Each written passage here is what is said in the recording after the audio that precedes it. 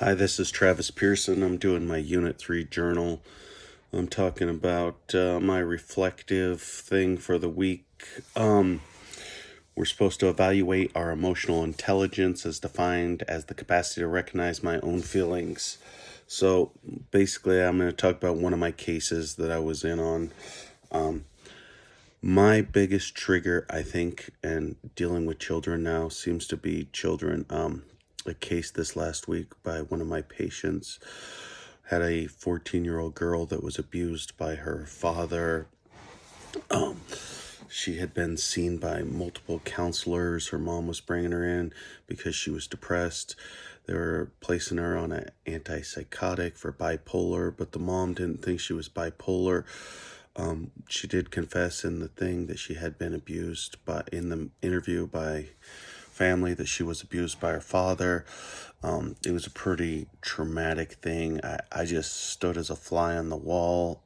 There was a lot of emotions because I have a daughter, and this is something that is near and dear to my heart. I don't know what I would do. I don't know how I'd feel. I just had a lot of emotions going through my mind on that particular case because it young females like that's a very complicated and confusing thing for me because it really triggers a lot of emotional response for me. So that would be a case that I know I would have to pass off because I don't know. I think I would feel emotionally attached to the situation. I don't know if I'd provide the best care to the patient. I don't know how to manage all those feelings because it's just a little bit of everything. I got anger, I got frustration, I got how could anybody do this to their own stepdaughter, I guess it was. But I just, it's a difficult thing to understand.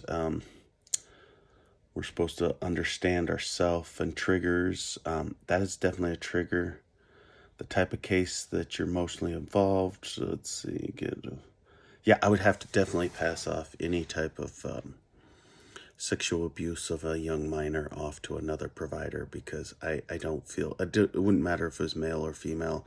I think those ones are too near and dear to my heart. I think I take the innocence, abuse of innocence, very hard because of my background. I know that I grew up in a very conservative area.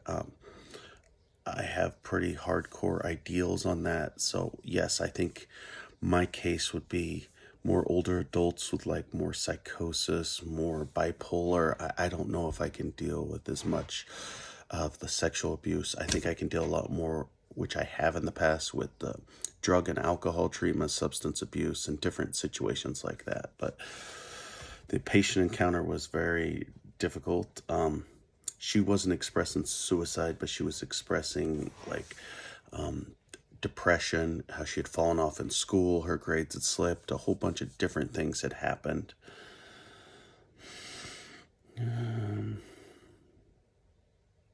At the end, let's see, in what area of the session do you? I completely felt helpless at the end of the session because I don't even know what to say to an individual going through that. I know that, we're in psychotherapy and there's so much more that I need to know. I know we recommended counseling for her. We also recommended a SSRI, starting her out on, I think, 25 of sertraline. And we were going to follow up in 2 weeks and see if she could open up a little more and just kind of watch her closely. So that was my encounter. Thanks, Travis.